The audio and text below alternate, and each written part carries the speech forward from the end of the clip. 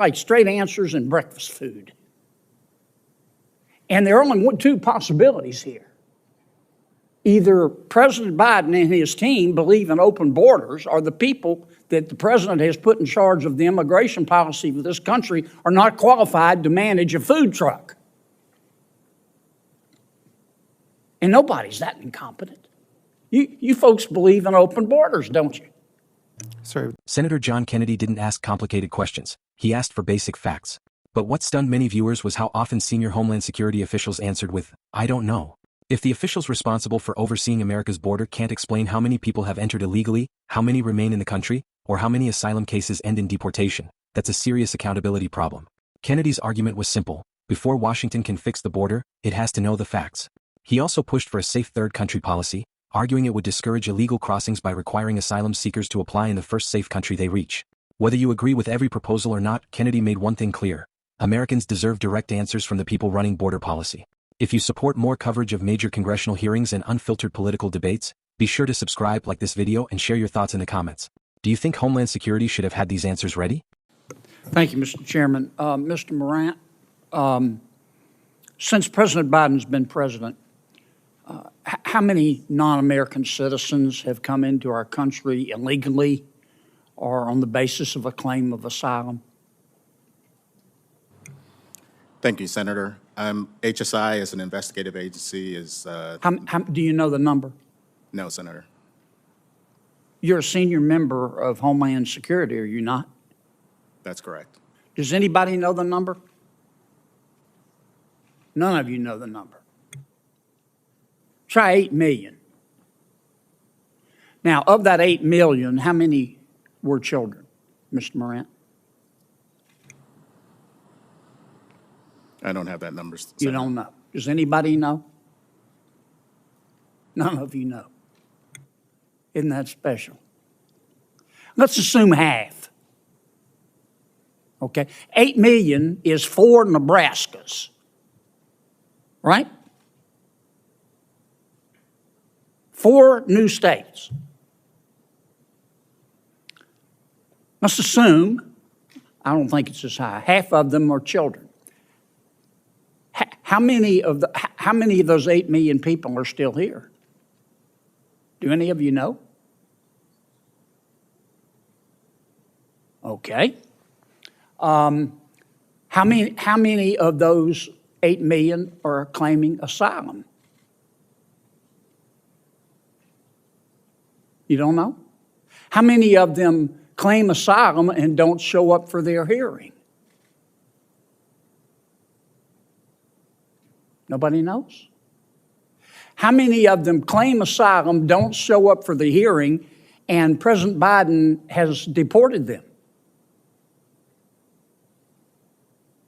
You don't know?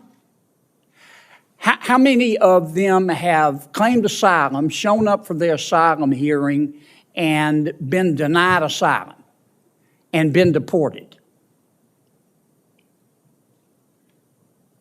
You don't know. How many of them were from Mexico? You don't know. How about 30%? That means 70% were not, right? Surely you know the answer to that. 30% minus 100% is 70%. Am I right? Okay. 30% came from Mexico. Why don't you implement a safe third country policy that says under our asylum rules, you have to seek asylum in the first safe country. So if you come, say, from Venezuela or Nicaragua or another Central American country, you have to seek asylum in the first safe country. Why don't you do that? And then that would eliminate 70% of the 8 million. That's 5.6 million. Why don't you do that, Mr. Morant?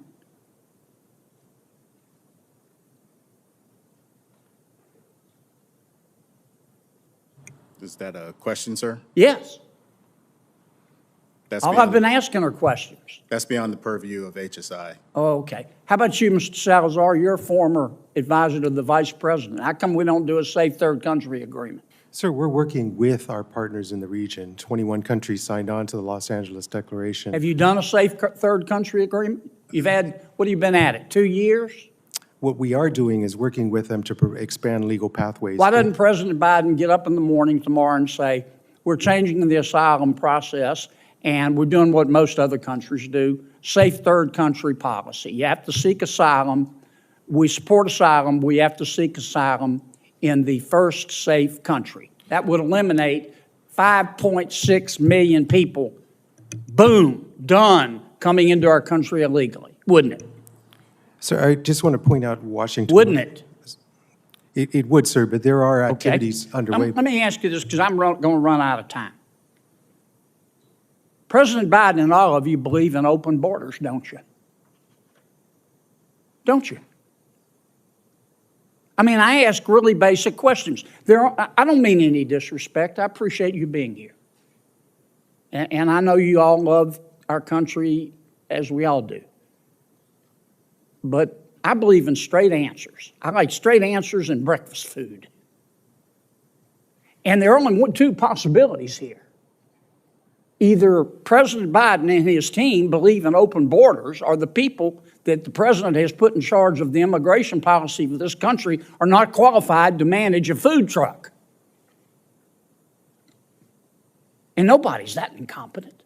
You folks believe in open borders, don't you? Sir, I think we believe in secure borders. You believe in then you don't even know how, well, I'm going to take 30 more seconds.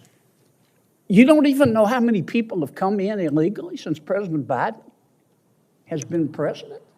You're a former senior advisor to the Vice President of the United States, Mr. Salazar. And you can't even give me a number? No, sir. That's like going to an oncologist and asking him, what's cancer? And he says, I don't know.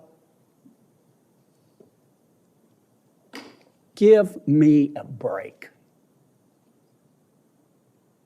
Senator Welch.